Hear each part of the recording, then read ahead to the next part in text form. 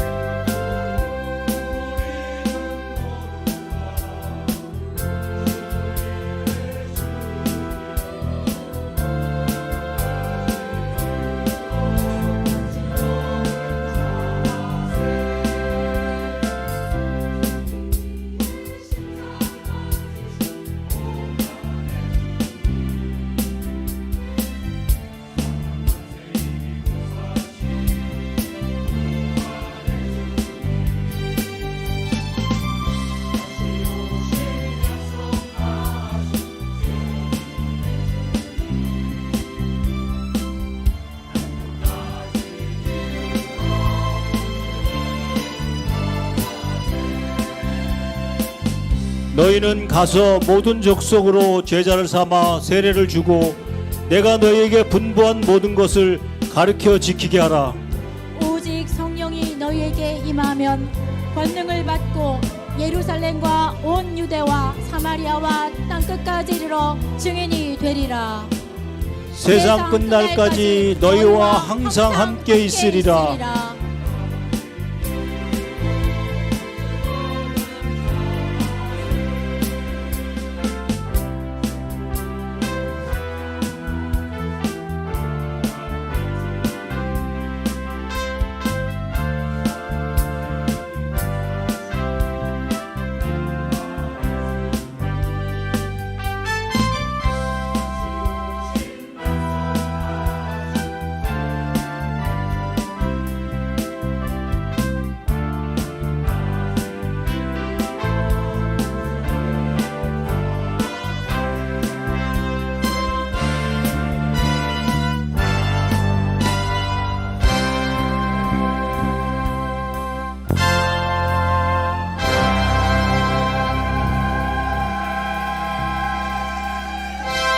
할렐루야. 감사합니다. 역시 예술의 전당 옆에 있는 교회라 수준이 다릅니다. 예, 여러분들이 앵콜을 요구하시겠지만 연습한 곡이 두 곡이기 때문에 두 곡만 하겠습니다. 성가대원은 가운을 벗으셔도 되겠고요. 우리 전후자 있는 분들과 함께 인사를 나누도록 하겠습니다. 예수님이 부활하셨습니다. 부활의 기쁨이 함께 하시기를 바랍니다. 제가 그 미국에 있을 때 보면요, 성가대원 중에 나이가 지긋하신 7, 80대 머리가 희끗희끗하신 그런 성가대원들도 참 많아요. 자꾸 이제 우리가 나이 들면 아이고 내가 목소리도 그렇고 외모도 그렇고 위축되는데, 사실 하나님께 찬양하는 일은 나이 드실수록 더 빛이 나고 소중합니다. 여러분들이 계속해서 이 찬양하는 일에 함께 동참해 주시기를 부탁을 드립니다. 예수 그리스도께서 죄와 사망 권세를 이기고 다시 살아나신 부활절 아침을 맞이하여 성삼위 하나님의 축복이 드림의 모든 성도 여러분 가정 위에 함께 하시기를 축원합니다. 예수님이 십자가에 달려 죽으신 다음에 가장 크게 충격을 받고 절망에 빠진 사람이 누구일까? 물론 여러 부류의 사람들이 있을 수 있겠지만 저는 아마 제자들이었다라고 생각을 해봅니다.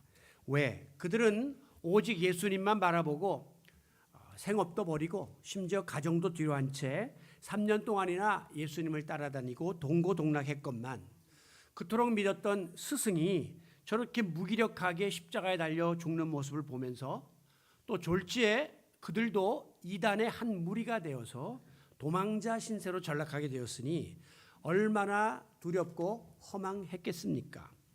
아마 제자들의 일생일대에 가장 큰 위기에 직면했다고 말할 수 있습니다.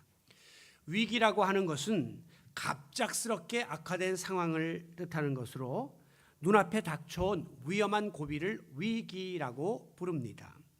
만약에 우리가 위기가 다가왔을 때에 이 위기 앞에 무릎을 꿇고 주저앉게 되면 절망에 곤두박질 치게 되는 것이고, 이 위기를 극복하면 또 다른 길을 향해서 일어날 수 있게 되는 것이죠. 절망은 위기 앞에 두 손을 높이 들고 항복하는 상태를 뜻합니다. 어떤 냉동차에 냉동실에서 인부가 일을 하고 있었는데 그만 그 운전기사가 깜빡 잊고 냉동실 문을 잠근 채로 퇴근을 하고 말았습니다. 이제 인부가 갑자기 불이 꺼지고 문을 아무리 열어도 문이 안 열리니까 아이고 이거 이제는 영락없이 얼어 죽게 생겼구나 라고 하는 두려움이 엄습하면서 비상용 손전등을 켜고 자기가 가지고 있던 필기도구로 벽에다가 글을 남겼습니다. 저녁 8시 15분 냉동실 문이 닫혀서 갇혔다. 8시 30분 점점 손발이 저려오고 가슴이 답답해진다. 9시 45분 몸이 딱딱하게 굳어진다.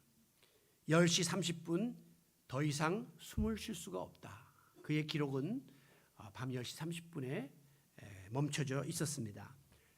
사망한 것이죠. 다음 날 운전기사가 출근해서 냉동차를 점검하다가 깜짝 놀랐습니다. 그래서 문을 열어보니까 냉동실 안에 인부가 죽어 있었던 것이죠.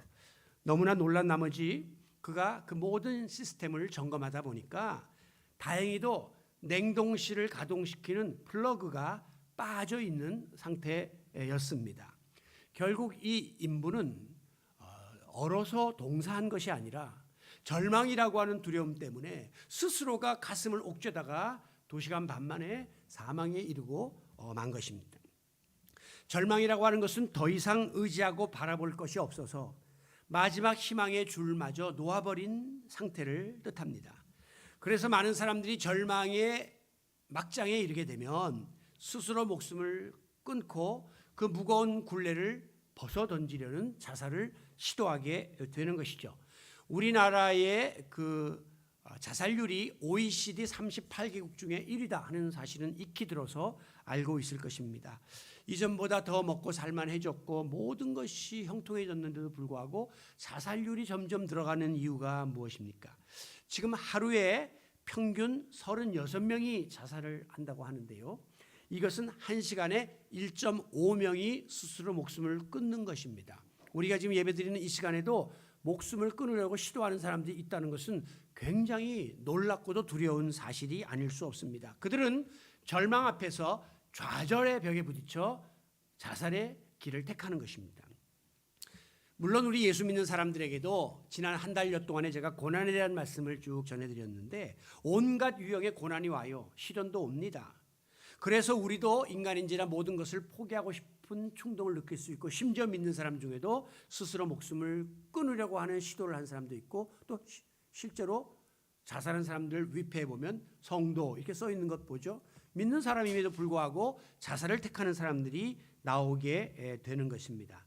그러나 우리에게는 하나님을 믿는 믿음이 있기 때문에 이 절망에 매몰되지 않고 절망을 딛고 일어서서 다시금 도전할 수 있다고 하는 이 귀한 사실을 절대 잊어서는 아니 될 것입니다. 사도 바울은 과거에 그리스도를 핍박하고 예수 믿는 사람을 잡아 죽이던 박해자였으나 그가 다메섹 도상에서 부활하신 예수님을 만난 다음에 사도로 부르심을 받게 됩니다. 사도 그러면 다 예수님 당시에 예수님께로부터 말씀을 배우고 함께 지내던 사람을 사도라고 해요. 그러니까 소위 우리가 12제자를 12사도라고 부를 수 있는 겁니다. 그런데 그들은 다 생전에 예수님을 직접 대면했지만 사도 바울은 생전에는 예수를 핍박하던 사람이었고 예수 곁에 가지도 않았던 사람이고 예수님이 죽은 다음에 부활하신 예수님을 만남으로 인하여 부르심을 받은 거예요. 그러니까 이 사도 바울만은 부활의 주님을 만나서 사도의 직분에까지 이르게 된 사람입니다. 그 사실이 너무나 감사했어요.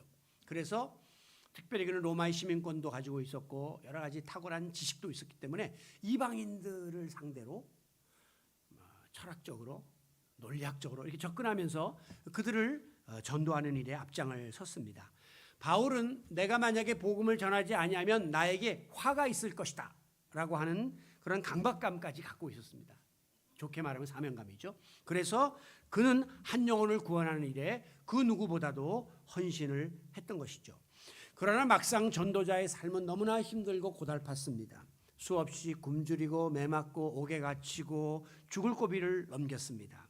복음을 위해서 온갖 핍박과 고난과 역경을 감수해야만 했던 것이죠.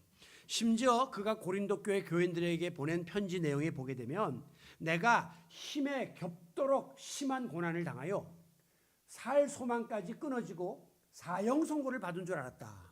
너무나 고난이 심하니까 바울도 이제 끝났구나, 살 수 없겠구나 라고 하는 사형 언도를 받은 줄로 여겼다고 할 정도로 그는 고통스러운 그런 삶을 살았던 것이에요. 특별히 그는 실제로 오랜 시간 동안 그 로마의 지하 감옥에서 고통 가운데 투옥 생활을 했습니다. 그러나 바울은 절대 그 같은 자기의 삶과 환경에 대해서 절망하지 않았습니다. 그는 그 가운데서도 성도들에게 펜을 들어 신앙생활에 대한 교회 생활에 대한 여러 교훈들을 서신으로 남기게 되었습니다. 그 결과 신약성경 27권 중에 자그마치 절반에 해당하는 13권이 사도 바울의 손에 의해서 씌워졌다는 사실은 놀라운 축복이 아닐 수 없습니다. 그는 빌립보서 1장 12절에서 결과적으로 자기가 당한 이 모든 고난과 핍박이 도리어 복음을 전파하는 데는 진전이 되었고 도움이 되었고 유익하게 되었다라고 하는 사실을 고백하기에 이르는 것이죠. 그야말로 위기로 인한 절망적인 상황이 그에게 다가왔으나 그는 그 위기를 전화위복의 기회로 바꾸는 믿음의 저력을 보여준 사도의 표상이 된 겁니다. 자, 그렇다면 오늘 우리가 어떻게 위기 앞에서도 무릎을 꿇지 아니하고 절망을 극복할 수가 있을 것인가? 크게 두 가지의 필수 요소가 있습니다. 첫째는 하나님이 주시는 영적인 깨달음과 두 번째는 믿음이 우리에게 필요합니다. 우리가 그동안 살펴본 것처럼 우리 그리스도인은 어려운 일을 당하거나 위기에 직면했을 때 이것이 어쩌다가 우연히 재수 없어서 내가 이런 일을 당하게 됐다라고 치부해서는 안 된다고 했죠. 항상 혹시 이 위기와 고난 속에 어떤 하나님의 뜻이 있을까? 하나님의 음성을 듣기를 애써야 된다고 했습니다. 우리가 이런 일을 하려면 일반적인 지식으로는 불가능하고 영적인 예민한 통찰력이 있어야 이 사건 앞에서 위기 앞에서 하나님의 뜻을 찾을 수 있거든요. 그러므로 이와 같은 지혜는 인간적인 나의 지혜로 헤아릴 수가 없어요. 야고보서 1장 5절에 보면 너희 중에 누구든지 지혜가 부족하거든 후히 주시고 꾸짖지 아니하시는 하나님께 구하라 그랬습니다. 아버지께 기도함으로 하나님이 영적인 분별력을 주셔서 우리가 이 위기에 담겨 있는 아버지의 뜻을 깨닫도록 만들어 주신다고 하는 것입니다. 아울러 우리 성도들이 위기에서 벗어나려면 특별히 믿음을 강화시키고 믿음을 활용하는 이 일에 열심을 품어야 합니다. 왜? 믿음이라고 하는 그 내용 속에는 하나님께서 우리로 하여금 절망에 빠지지 않도록 해주신다고 하는 확신과 소망이 포함되어 있기 때문에 믿음이 강화된 사람은 얼마든지 위기를 극복하고 절망을 딛고 일어설 수가 있게 되는 것이죠. 제가 이런 그 동물 실험에 대해서 본 적이 있는데요. 한 번은 쥐 2마리를 이렇게 가지고 실험을 했습니다. 한 마리는 완전히 이렇게 사방이 밀폐된 새카만 박스 안에 집어넣고 또 다른 한 마리는 거기다 구멍을 뚫어서 빛이 들어오게끔 만들어서 2마리를 놓고 관찰을 했는데요. 그 밀폐된 공간에 갇힌 쥐는 불안감을 느낀 나머지 이리저리 막 돌아다니고 빠져나갈 궁리를 하다가 결국 사방이 캄캄하고 도저히 틈도 없고 빛도 없다는 사실을 깨닫자 절망을 했는지 얼마 살지 못한 채 시름시름 앓다가 죽고 말더라는 겁니다. 그런데 거기에 한 줄기 빛의 구멍을 뚫어준 그 쥐는 계속해서 빛 쪽으로 향해서 가서 길을 찾으려고 하고 활동을 계속하고 움직이면서 생존을 하더라는 것입니다. 왜? 그 한 줄기의 빛이 살 수 있다고 하는 희망을 그 쥐에게 인식시켜 준 것이에요. 여러분, 우리가 아무리 절망적인 상황에 처한다 할지라도 이 소망, 희망의 끈을 붙잡고 있기만 하면 기필코 살 길은 열리게 되는 법입니다. 바로 이 소망은 어디서부터 주어지느냐? 하나님을 믿는 믿음, 하나님을 향한 믿음에서부터 우리에게 주어짐을 믿으시기 바랍니다. 오늘 본문 13절에 보면 우리가 같은 믿음의 마음을 가졌다. 사도 바울이 지금 쓴 거예요. 나와 고린도 교인들 성도들 다 똑같은 믿음을 가지고 있고 바울과 오늘 이 시대를 살고 있는 우리 성도들도 똑같은 믿음의 마음을 가졌기 때문에 우리가 믿었음으로 말한다 하는 것처럼 우리도 믿음을 가지고 믿음을 고백하고 사도 바울처럼 희망찬 삶을 살아갈 수 있다 하는 사실을 확인하는 것입니다. 동일한 믿음이 우리에게 희망을 안겨다 주는 것이죠. 이 믿음이라는 것은 황무지에서 장미꽃이 필 수 있다라는 것을 바라보는 눈이 믿음입니다. 그리고 무에서 유를 창조할 수 있다라고 하는 것을 믿는 능력이 믿음입니다. 여러분, 믿음의 진가는 모든 일이 순탄할 때는 잘 나타나지 않아요. 그러나 우리가 어떤 위기와 절망적인 상황에 처하게 되었을 때 우리가 지닌 믿음이 비로소 빛을 발하게 되는 것입니다. 그런데 분명한 사실은 우리가 하나님 잘 믿고 신앙생활 잘한다 하지만 우리에게 믿음이 있으면 위기와 절망의 순간이 찾아오지 않느냐? 그거는 아니에요. 다시 말해서 우리에게도 믿음이 있는 사람에게도 위기와 절망은 와요. 그러나 믿음이 없는 사람과 차이점은 믿음이 없는 사람은 그 앞에서 무릎을 꿇고 포기하지만 믿음이 있는 사람은 그 가운데에서도 하나님이 나와 함께할 것이라고 하는 임마누엘의 끈을 붙잡고 절망하지 않는다고 하는 것입니다. 이것이 바로 차이점입니다. 오늘 본문 7절에 보면 사도 바울도 이렇게 고백해요. 우리가 이 보배를 질그릇에 가졌으니, 바울은 자기를, 우리 인간을 질그릇처럼 깨지기 쉬운 존재, 연약한 존재라고 이야기합니다. 그런데 보배를 이 안에 담았다는 거예요. 이 보배가 누굽니까? 부활하신 예수 그리스도예요. 피 묻은 복음을 우리가 소유했다고 하는 것입니다. 여러분, 이 사실은 얼마나 우리에게 감사한 일인지 몰라요.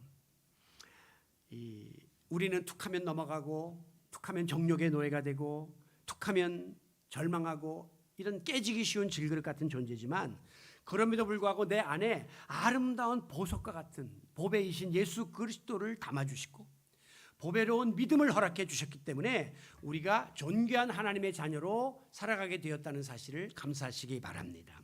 보배라는 것은요, 소중한 물건을 뜻하는 것입니다.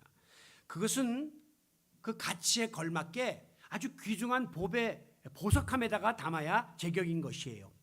저희가 이렇게 고급 명품 안경 같은 것을 선호하는데 그 고급 명품 안경을 보면 케이스부터가 벌써 달라요. 디자인이 세련되고 그리고 가죽으로 다 해서 멋스러움이 있다는 것입니다.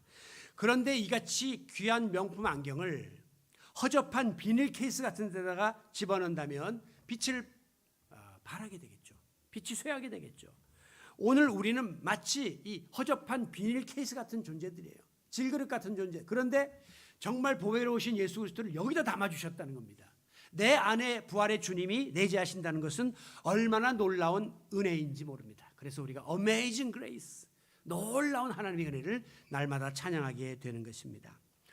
더구나 우리를 대속하시기 위해서 십자가를 지시고 달려 죽으신 예수님이 사흘 만에 다시 살아나셔서 부활의 첫 열매가 되셨는데 그 부활의 첫 열매가 내 안에 거하시고 이제부터는 그러므로 내가 사는 것이 아니라 내 안에 하나님의 아들이신 부활의 주님이 산다고 하는 이 놀라운 신비를 우리는 날마다 누리며 살아가게 된 것입니다.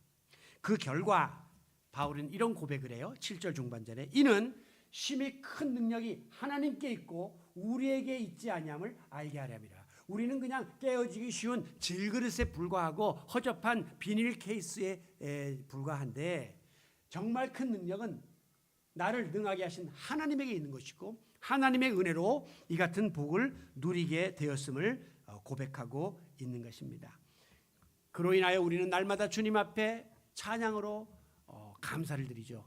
내가 그리스도와 함께 십자가에 못 박혔나니 그런즉 이제 내가 산 것 아니요 오직 내 안에 예수께서 사신 것이라. 구원받은 성도의 삶은 이제 더 이상 내가 주인되어 내 마음의 키를 잡고 사는 삶이 아니라 부활하신 예수 그리스도, 부활의 첫 열매이신 주님께서 나를 위하여 나를 대신하여 내 안에 살고 있다는 사실을 확신하시기 바랍니다.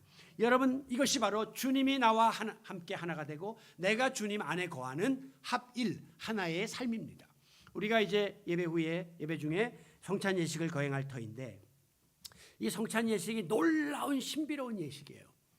다시 말하면 성찬을 통해서 주님이 내 안에, 내가 주님 안에 거하는, 주님의 살과 피를 상징하는 떡과 포도즙을 마심으로 주님이 내 안에 머무시고 우리는 주님의 것이 되는 그런 놀라운 영적인 하나됨의 역사를 이루는 이 합일의 역사가 성찬 예식이에요. 그래서 우리 기독교 전통은 원래 매주일 모일 때마다, 아니 매번 집회 때마다 성찬식을 거행하면서 내가 주님의 것이고 주님은 내 안에 계심을 고백하는 이런 전통을 가지고 있는 것입니다.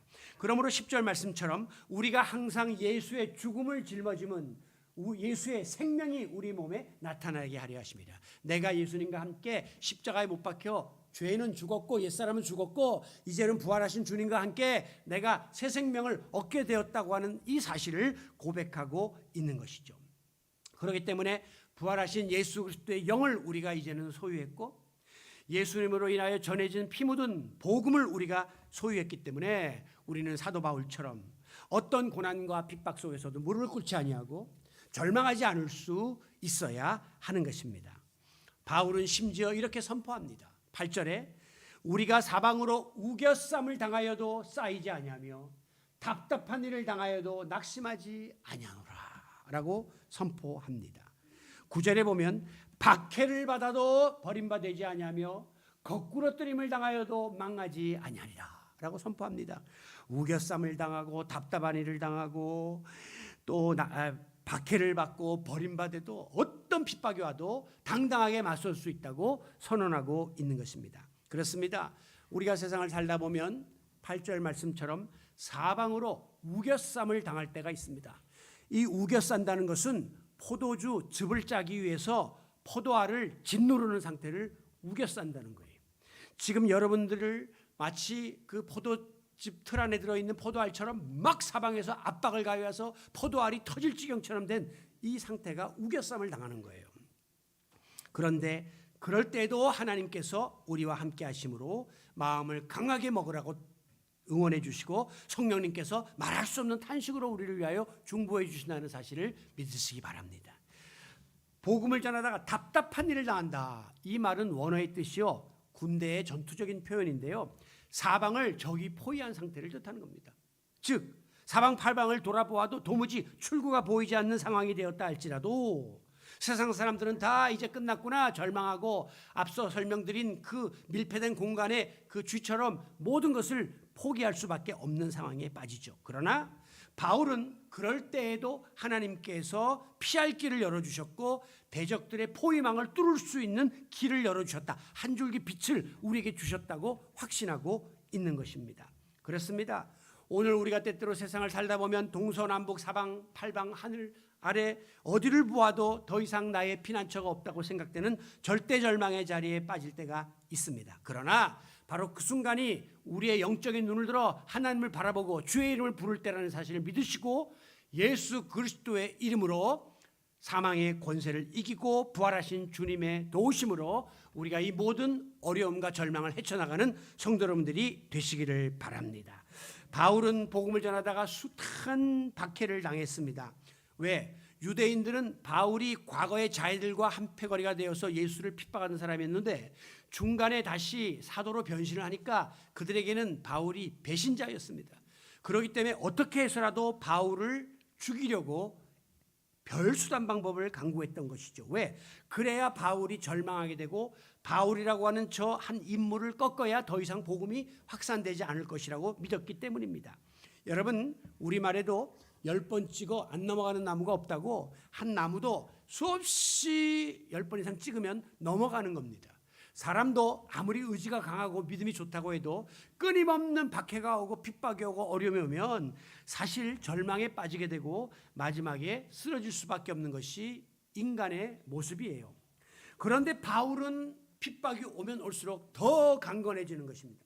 바울은 그를 절망의 자리에 무너뜨리려고 많은 사람들이 시도하면 할수록 바울은 불사조처럼 죽지 않고 일어나는 거예요. 그래서 히브리서 11장 38절에 보면 이 같은 그리스도인들을 향하여 이런 사람은 세상이 감당하지 못한다 그랬어요. 바울과 같은 이들, 사도 12제자 같은 이들, 세상 사람들이 더 이상 어떻게 찍어보지도 못하고 그들을 넘어뜨리지도 못하는, 그리고 오히려 그들이 두 손을 들고 핍박하는 그런 승리를 거두게 되었던 것입니다. 여러분 어떻게 이런 일이 가능합니까? 인간적으로는 바울도 깨지기 쉬운 질그릇에 불과했는데요. 그러나 그 안에 담겨진 보배로우신 부활의 주님이 계셨고 주님이 그와 함께 하셨기 때문에 바울은 이런 놀라운 사명을 감당할 수 있었던 것입니다. 우리가 처음에 예수를 믿을 때에 다 이런 생각을 했습니다. 아, 예수 믿으면 복 받는다 그랬으니까 이제 내 인생은 꽃길을 걸을 거야. 내가 어려울 때마다 하나님께 기도하면 하나님이 나를 축복해 주시고 나에게는 시험도 없고 고생도 없고 고난도 없고 핍박도 없고 위기도 없을 거야 라고 생각했습니다. 그런데 우리가 점점 신앙생활을 하다 보니까 그 같은 바람이 현실이 아니더라고요.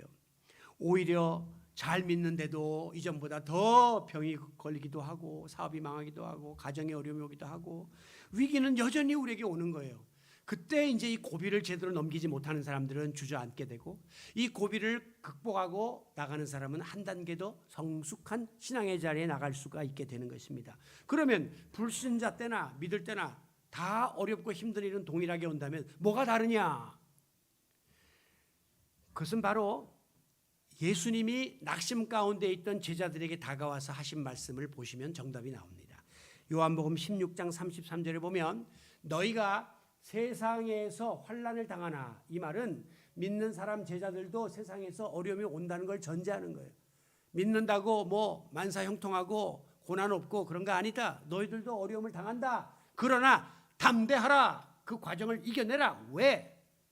내가 세상을 이겼노라. 이 말은 우리 예수님도 인간의 몸을 입고 이 땅에 오셔서 우리보다 앞서가시면서 우리가 겪었던 모든 것을 다 겪었다는 게, 성경에는 예수님 뭐 질병 걸렸다는 이야기는 안 나오지, 감기 걸렸다는. 그러나 예수님도 육신을 가졌기 때문에 때로는 감기도 걸리셨을 것이고 두통도 오셨을 거란 말이죠. 인간이 겪었던 모든 고난을 다 경험하셨습니다. 예수님의 집은 목수, 가난한 나사렛 목수의 집안이었습니다. 가난도 경험했고 그 형제가 많았어요. 형제 간의 갈등도 경험했고 인간이 우리가 지금 겪고 있는 모든 일을 예수님도 다 겪으셨는데 그분이 모든 것을 감당하고 내가 승리했기 때문에, 이겼기 때문에 나를 믿는 너희들은 담대하기만 하면 된다. 너희들도 나와 같은 부활의 승리가 보장되어 있다라고 약속하고 계시는 것입니다. 그렇습니다. 우리 그리스도인의 사전에 절망이라고 하는 두 글자는 없습니다. 절망의 순간이 올 수 있지만 우리는 이것을 희망으로 바꿀 수 있고 절망의 순간 주저하지 않고 다시 일어설 수 있는 믿음이 우리에게 있기 때문이요. 이 믿음의 중심에는 예수 그리스도의 부활 신앙이 자리 잡고 있기 때문입니다. 죽은 것이 아니라 살아난다는 것입니다. 쓰러지지 않고 일어선다는 것입니다. 그러므로 사도 바울은 이 같은 체험을 통하여 14절의 마지막으로 이렇게 선포하고 있습니다. 주 예수를 다시 살리시니가 누굽니까? 하나님께서. 예수와 함께 우리도 다시 살리사, 예수님과 함께 사도 바울과 그를 고린도 교회 교인들과 믿는 그 당시 사람들도 다시 살리사 너희와 함께 그 앞에 다시 서게 하실 줄을 아노라. 다시 말하면 우리 믿음의 선조들을 하나님께서 다시 살리셔서 하늘 보좌에 우뚝 세워주신 것처럼 하나님을 믿는 사도 바울도 하나님이 다시 세워서 그런 반열에 동참케 해주실 것이고, 오늘 예수를 믿는 우리 이 시대의 성도들도 바울과 제자들이 그랬던 것처럼 우리를 다시금 바로 세워서 하나님 보좌 우편에 앉게 해주실 것이라고 약속하고 있는 것입니다. 바로 이 소망이 예수님을 따라다니다가 절망 가운데 빠졌던 제자들에게 희망을 불어넣은 것이에요. 그래서 제자들은 예수님을 다시 부활하신 주님을 만난 다음에 힘을 얻고 절망을 벗어던지고 그리고 순교의 제물이 되죠.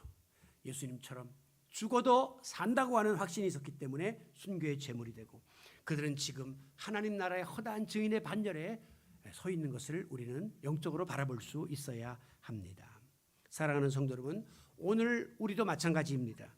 우리는 비록 질그릇처럼 깨어지기 쉽고 연약하고 절망할 수밖에 없는 자들이지만 예수 그리스도를 영접했고 부활의 주님이 내 안에 거하시면서 나와 동행해 주시는 하나님의 자녀가 되었습니다. 그러므로 하나님이 예수 그리스도를 다시 살리신 것처럼 오늘 예수를 믿는 우리도 다시 살려줄 것입니다. 궁극적으로는 구원받아 하나님의 백성이 되어 하늘나라에 가는 것이고, 하나님의 살리심의 역사는 우리의 삶의 현장 속에서 절망에 빠질 수밖에 없는 모든 요소들을 제거하시고 다시 일어설 수 있게 해주시는 것이 바로 하나님의 살리심의 역사임을 믿으시기 바랍니다. 그렇습니다. 죄와 사망 권세를 이기시고 다시 부활하신 예수님은 이 땅에서 절망의 늪에 빠져서 허덕이던 우리들에게 하나님이 택한 백성은 어떤 경우에도 다시 일으켜 주시고 끝까지 책임져 주시고 마지막에 살려줄 것이라 라고 하는 희망을 우리들에게 안겨준 사건입니다. 아무쪼록 우리 모두 절망의 벽을 넘어서 하나님이 우리에게 보여주신 이 부활의 소망을 품고 앞을 향하여 담대히 달려나가므로 하나님의 축복을 받아 누리는 성도 여러분들이 되시기를 부활이요 생명이신 예수 그리스도의 이름으로 축원합니다. 존귀하신 아버지 하나님 감사합니다. 오늘 우리가 부활절을 맞아서 하나님 앞에 귀한 예배를 드립니다. 우리는 질그릇같이 부서지기 쉬운 존재들이지만 그러나 우리 주님이 부활의 첫 열매가 되셔서 내 안에 거하시니 주님을 모신 백성들도 절망하지 아니하고 절망의 자리에서 다시 일어서고 그리고 또한 소망을 가지고 이 어려움들을 헤쳐나갈 수 있도록 인도하여 주시옵소서. 우리 주 예수님의 이름으로 기도하옵나이다. 아멘. 오늘 부활절을 맞아서 세례 예식을 거행합니다. 오늘 세례 받으실 김형옥 성도 이 앞으로 나와주시기 바랍니다.